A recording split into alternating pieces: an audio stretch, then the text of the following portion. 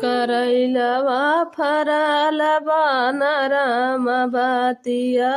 को करैलवा फरलवा नरम बतिया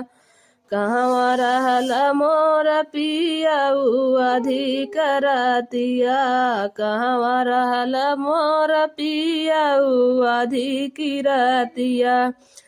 गोरखपुर में गाय चरवले मिर्जापुर भैंसिया तोह के टीकवा गढ़ावाला बीतल रतिया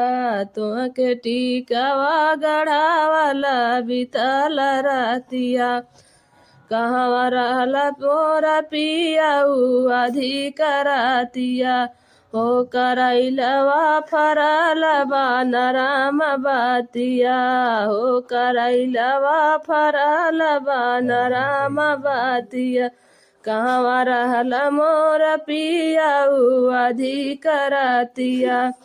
गोरखपुर में गाय चरौले मिर्जापुर भैंसिया तोह के हारवा गढ़ावाला बीतल रतिया तोह के हारवा गढ़ावाला बीतल रतिया को करैलवा फरलवा नरम बतिया हो करैलवा फरलवा नरम बतिया कहवा रहल मोर पियाऊ अधिक रतिया कहवा रहल मोर पियाऊ अधिक रतिया गोरखपुर में गाय चरौले मिर्जापुर भैंसिया तोह के कार धन गढ़ावाला बीतल रतिया तोह के कार धन गढ़ावाला बीतल रतिया।